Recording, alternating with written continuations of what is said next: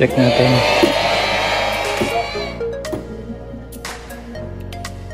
So 5,447 na tayo. Nag-reset po kasi sa 3,000 yan eh.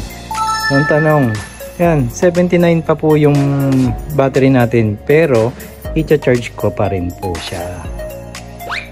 Yan, sineset up ko na po. Papahinga ko po muna. Kaya mamaya, pipindutin ko na lang po sa on off para mag-charge. So, paano naman ko tinatansya yan? Siguro mga pagkaganyan po. Kasi depende po yan eh.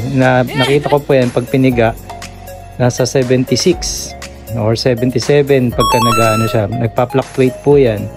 Wow. So, mga 1 hour and a half lang po ang ginagawa ko pagkaganyan. So, tinatansya ko rin po yan. Okay? Pero nasa sa inyo po yan.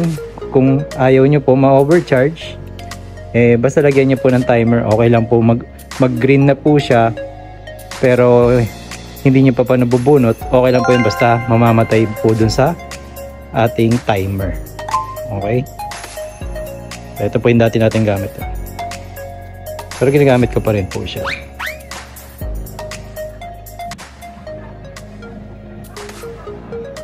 Galing ARBS yan. Nire-repair pa lang. Pero pa tayo dyan.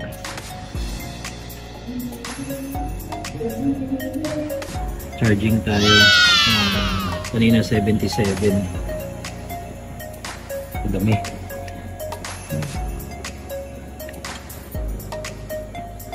So yung nakita natin dito, dun sa isa na kasama natin sa GC, hindi nakalapat yung ganito.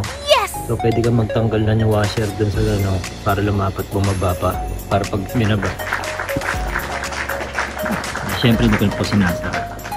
Pag nakasara ganyan din. Okay? Upo muna.